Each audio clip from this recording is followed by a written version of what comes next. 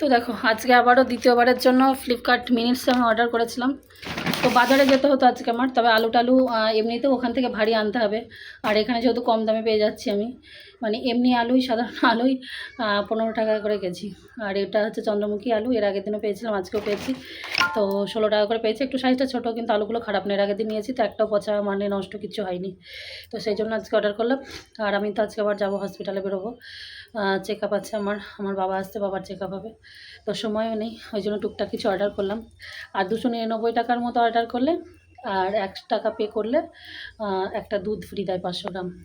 তো আমার 335 না কত টাকার মনে হয় বাজার হয়েছিল, আর 1 টাকা পে করেছি। তো দুধটা নিয়েছি। তো চলো তোমাদেরকে একবার দেখাই। 10 মিনিট লাগে, 10 মিনিটের মধ্যে দিয়ে গেল। এই যে দুধ, আর এই যে দেখো। তো আজকে তো আলু অনেক বড়, ছোট নয় তো, অনেকটাই বড় বড় আলু। এই দেখো 2 কিলো আলু 16 টাকা। কিন্তু 2 কিলো হবে আলুটা? হ্যাঁ 2 কেজি তো লেখা আছে। এই যে পটেটো চন্দ্রমুখী 2 কিলো।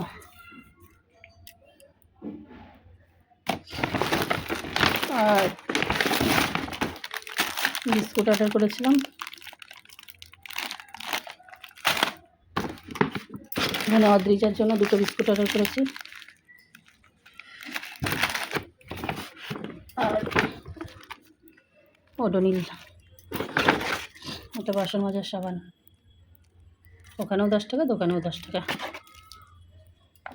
এই হলো বাজার হাট। তো দেখো রেডি হয়ে গেছি, অনেক লেট। ভেবেছিলাম যে 2টোর মধ্যে অন্তত বেরোবো, 2টো থেকে এখন প্রায় 3টে বেশি বাজতে যাচ্ছে। আবার বাসে যেতে পুরো পাক্কা 1 ঘন্টা লাগে, ফর্টিস হসপিটাল বাইপাস এখান থেকে। তা এখন প্রায় 2টোর কাছাকাছি বেরিয়ে যদি আবার সঙ্গে সঙ্গে বাস পাই, দেখা যাক, 1 ঘন্টা তো লাগেই। তো চলো, আর ওদিক থেকে বাবাও, আমি মনে হয় আগে পৌঁছে যাবো, এখনও ঠিক নেই, দেখি এখন বাবা আসছে ওদিক থেকে, বাবার চেক আপ আছে। তো বাবার ডক্টরের সঙ্গে অ্যাপয়েন্টমেন্ট নিয়ে নিয়েছি। আর আমার তো ডক্টরের সঙ্গে অ্যাপয়েন্টমেন্ট নেওয়া লাগে না, এমনি গেলেই ব্লাড টেস্ট করে দেখে দেয়। সামনে বাস একটু সঙ্গে সঙ্গে পেয়ে যাবো, একটু আগে যাওয়া যায়।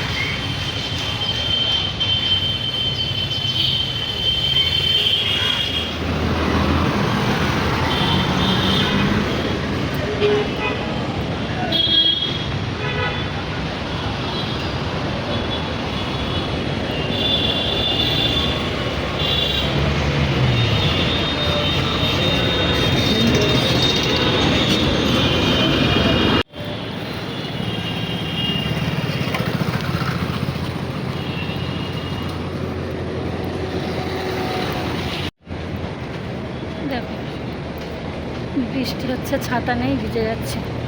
বাস থেকে নেমে গেছি। প্রথম দিকে বাসটা এত ঢিলঢাল করে চালাচ্ছিল, বাইপাসে ওঠার পরে খুব টেনেছে বাসটা, বুলডুজার।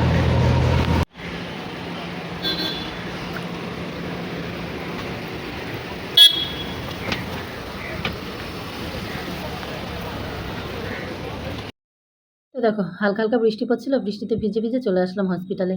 আর হসপিটালে এসেই যেটা প্রধান হচ্ছে, বিলিংটা করিয়ে এই যে স্যাম্পল কালেকশানের সামনে বসে আছি। কারণ এখন ঘরটা খুলে দেখলাম কেউ নেই। তো আমি আবার রিসেপশনে গিয়ে যে বলতে যাচ্ছি, তো ওনারা বললো যে বসুন, আমি ফোন করে দিচ্ছি। কারণ বেলা হয়ে গেছে তো, এখন সেইভাবে লোক নেই। তো ওনারা হয়তো একটু মানে কোথাও গেছেন। তো তারপরে বসার পরে যিনি ব্লাড নেন আর কি, ভদ্রলোক চলে এসছেন। আর এখন এই যে ব্লাডটা দেবো। তো এই যে হাতে, মানে আমার জীবনটা ইঞ্জেকশনের সুচ ফোটাতে ফোটাতে আমার জীবনটা মানে চলেই গেল। আর কদিন থাকবো জানি না। আর এই যে হাতে শিরাটা, আমার মনে হয় তোমরাও বুঝতে পারছো, ওই শিরাটাতেই যত ব্লাড, মানে আমার যে কত, প্রত্যেক মাসে আমার ব্লাড টেস্ট করার নিয়ম। আর এটা তো মাত্র 15 দিন হলো, আমি আজ 15 দিন না 16 দিনের মাথায় আবার ব্লাড টেস্ট করছি।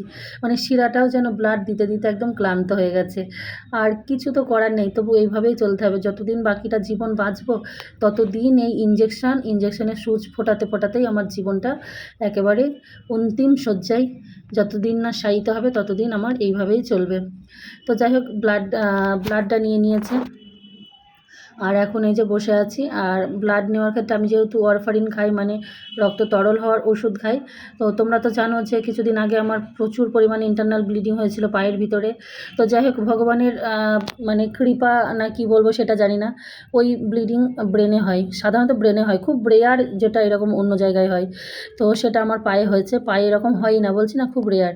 তো ব্রেনে যদি হতো তাহলে তো মারাই যেতাম, কিচ্ছু করার ছিল না। ডাক্তারের সঙ্গে সঙ্গে সেটাই বলছিল, কিছুই করার ছিল না। তো এদিকে যে বাবা চলে এসছে, বাবার ডক্টর এখনও মানে বাবার ডক্টরও জাস্ট ঢুকেছেন, কিন্তু এখন পেশেন্ট দেখছেন। আর এই সব হসপিটালের ডক্টররা খুব ভালো করে পেশেন্টদের অনেকক্ষণ সময় দিয়ে দেখে। আর একটা জিনিস আজকে তোমাদের সঙ্গে আমি প্রথম শেয়ার করছি। এই যে দেখছেন, এটা হচ্ছে এটা হচ্ছে আমার ভগবান। তো ডাক্তারবাবু বার হয়ে যাচ্ছেন, প্রথমে ক্যামেরা অন করতে করতেই পিছনটা শুধুমাত্র আমি ভিডিওতে ধরতে পেরেছি। তো আমার অনেক দিনের ইচ্ছা, শখ যে স্যারের সঙ্গে একটা ছবি তুলবো। তো আমি এর আগের দিনও বলে রেখেছিলাম। তো আজকে আমি শোভাদিকে বলেছি যে স্যার আসলে আমি স্যারের সঙ্গে একটা ছবি তুলবো। আমার সেই যখন 17 বছর বয়স, তখন এই ভগবানের হাত ধরে আমার বেঁচে, এখনও পর্যন্ত আমি বেঁচে আছি। সত্যি কথা বলতে এত ভদ্র আর এত ভালো ডাক্তার। তবে শুধু মানে এই ডাক্তার নয়, আমি আমার জীবনে, মানে আমার জীবনটা তো অন্যরকম, ডাক্তার ওষুধের ওপর নির্ভর করে। কিন্তু আমার জীবনে সত্যি কথা বলতে ডাক্তারগুলো আমি এমন এমন পেয়েছি না, যারা ভগবানের, মানে একদম ভগবানের পরের স্থান ভগবান তুল্য। এই যে ডক্টর, এত বড় হসপিটাল, একটা ফর্টিস ইন্টারন্যাশনাল হসপিটাল, যারা জানো তারা জানবে, এখানে হাই সোসাইটির মানে বিদেশিদের এরকম ধরনের লোকেদের চিকিৎসা হয়। তো সেইখানে আমি চিকিৎসা করাতে আসতে পারি শুধুমাত্র আমার এই ডাক্তারের জন্য, এই ভগবানের জন্য। সত্যি কথা বলতে আমার ফিসটুকু পর্যন্ত লাগে না গো। না হলে আমার সামর্থ্যে কোনো দিন এই হসপিটালে চিকিৎসা করার মতো ক্ষমতা আমার নেই। তো ডাক্তারবাবু এক গাল হেসে আমার সঙ্গে ফটো তুললো। আমার ফটোটা যতবার আমি দেখি না, দেখছি আমার মনটা ভরে যাচ্ছে। আর আমার বাবাও কিন্তু ডাক্তারকে চিনতো না। বাবা তো এই কয়েকবার আসলো, আগে তো মা নিয়ে আসতো আমাকে। বাবা আজকে প্রথম দেখলো যে বাবার মেয়েকে মানে যিনি বাঁচিয়েছেন সেই ভগবানের দর্শন। তো যাই হোক, ডাক্তার আমাদের দেখানো হয়ে গেছে, বাবারও ডাক্তার দেখানো হয়ে গেছে। তো বাবা এসেছে, ভাবলাম বাবাকে আজকে একটু মেট্রোতে করে নিয়ে যাই। বাবা মেট্রোতে ওঠেনি সেটা নয়, তবু আমার মনে হলো যে না, বাবার সঙ্গে একটু মেট্রোতে যাই একসঙ্গে, বেশ ভালো লাগবে। কিন্তু তাতে করে গিয়ে দেখলাম বাবার কষ্টটাই বেশি হয়ে গেল, কারণ মেট্রো তো ওখান থেকে নেই, ওখান থেকে আমরা এসেছি ঢালাই ব্রিজ, সেও প্রায় 15-20 মিনিট বাসে। আবার তারপরে খরচাটা অনেকটা বেশি, কিন্তু খরচাটা ওটা ব্যাপার নয়, কিন্তু বাবার শরীরে কষ্টটা বেশি হয়ে গেছে। তারপরে আবার এই যে শ্যামবাজার, এইবার আমি যদি ডাইরেক্ট বাসে যেতাম বাগবাজার মানে বাস স্ট্যান্ড আমার একদম ঘর থেকে জাস্ট 5 মিনিটও মনে হয় লাগবে না।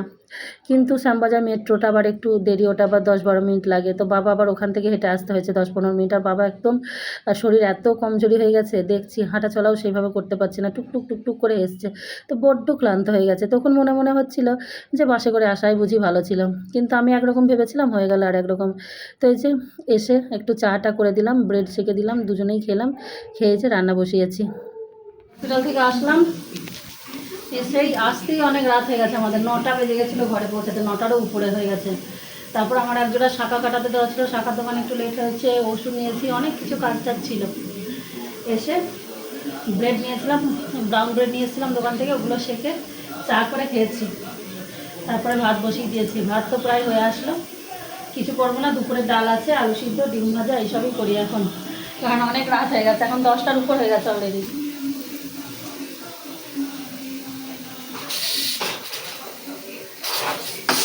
মনেই নেই, একটুখানি চা আছে এখন, একটু গরম করে খেয়ে নিই। আর একটুখানি বাবা ভেন্ডি নিয়ে এসছে, তো একটুখানি ঢেঁড়স ভাজা করবো, হচ্ছে ডিম ভাজি, ওই দিয়ে এখন দেখো শীতপোক্ত বললাম না, শীত বসিয়েছি ডাল টাল। তো এখন এই যে খেতে বসেছি, অদ্রিজা খাবে না, পাশের ঘর থেকে দিয়েছিল এগরোল, ওই এগরোল খেয়েছে। তারপরে আবার আমি একটা পেস্ট্রি নিয়ে এসেছিলাম, সেটা খেয়েছি। আর এখন আমরা খেতে বসেছি। এই যে আলু, ডাল, ডিম ভাজা, আর এই যে এত ভাত বেড়ে গেছে, ভুলভাল চাল নিয়েছি।